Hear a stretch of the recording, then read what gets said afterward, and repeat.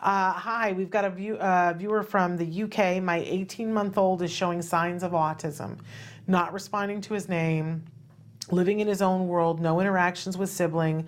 Only way to get his attention is singing to him, no functional language, mostly babbles with few words. We are on a waiting list for a diagnosis, but I have started ABA with him at home under a supervision of a BCBA. Can you please guide me about the number of hours per week of ABA at this young age? As I have read, it can range from 10 to 40 hours a week. Also, what should be our early goals at this stage? He has also recently started verbal stimming.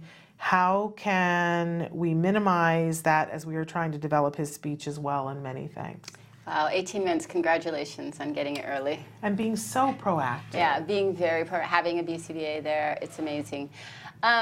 The youngest I've worked with is 9 months. There we go. There we go.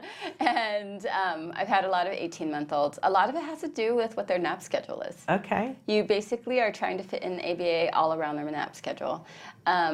I'd say initially you can probably get in 20, 25 hours between naps and everything. And then the goal I always say is you get to 40 by the age of 3. There we go. Like even 2.5 sometimes. It just depends on their sleep. Some kids need more sleep than others. Yeah.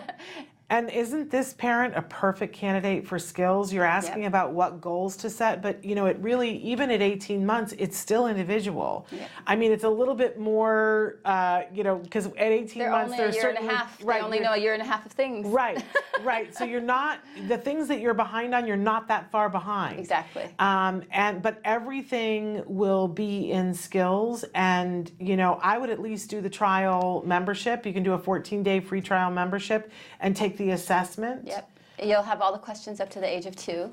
Make sure that you put in their actual age, though. A lot of times, I've done this before with parents where they, I'll show them how to log in and everything, and they get to the child's age, and we all get squeamish about putting our child's birth date into a computer thing. I don't know what that is, but we all do. And so a lot of times they'll just put any date. Yep. Don't do that on skills. Yes, do not, because it's age reliant. Yes, it will only give you things that are appropriate for that age. And if you put that he's 12, you will be barking up the wrong tree. Yeah, you'll get overwhelmed and you won't know what to choose. Yeah. Right now, at 18 months, you'll only get everything up to the age of 2.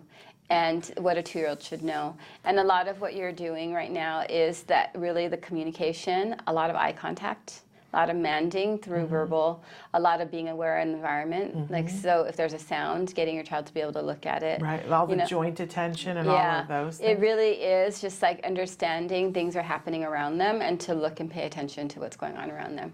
Because it's just, you have it early on. They're 1.5. They're so fun. So many of the skills are still motor-based. Yeah. You're working on some of the motor-based just to kind of get them to the point of where you don't have to work on it anymore. Right. Maybe they're not interested. But a lot of it is just, you know, really figuring out what they need. If they're sleeping well, put in ABA all around their naps. They still need their naps. Some kids get more tired with ABA. Some actually get really wired with ABA. Oh, interesting. You know, so there's a lot of, I've had 2-year-olds do 40-hour programs without a problem. Wow. And this is, you know, I had triplets, and they all at different stages got up to 40 by 3, but 2 of them were at 40 at 2 because they were just kids that didn't sleep. And, you know, our kids have all sorts of sleep issues. There's a whole group of them, but what the parents found is if they took away the naps, the kids slept better at night. There you go. So it was just, but for a 2-year-old, normally you wouldn't say something like that. You know, you just wouldn't. So look at your kids, look at them as individuals, see what they need, put in the ABA all around, get your BCBA should be training you. You know, a lot of times people say, what do you do with a 9-month-old? And with the 9-month-old, we actually didn't do a lot of direct ABA.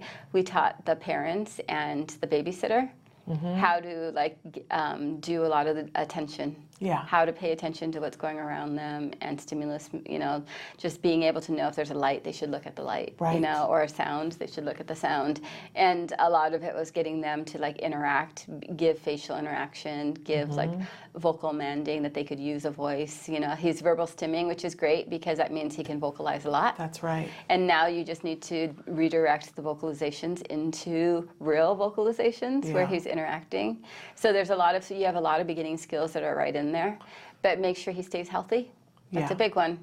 Yeah. You need to make sure they stay healthy and attentive, and you're using every waking hour. Because a typical child is learning every waking hour, and when we talk about number of hours of therapy, it's basically to replicate that. Yeah. Because a typical child, every moment that they're awake, they're learning.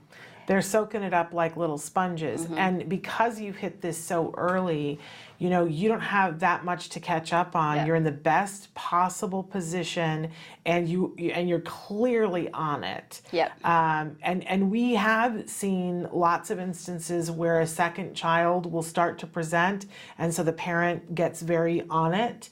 And that those children sometimes don't even ever qualify for an autism diagnosis. Yeah, and a lot of our 18-month-olds, and I can say a lot, and usually their siblings, they're done by 3. We've had so many kids finish by the age of 3. There we go. We get them into preschool and we're done. And there you go. It's amazing. You get in, you get out. You get in, get out. They never even remember any of it. Yeah. They don't know what happened. Yeah. And it's just so long ago. But if you can catch it early, there's just less to learn because you're younger. That's right.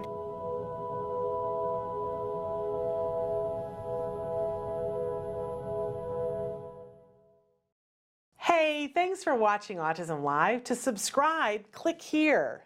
And if you'd like to check out some more of our videos, click here.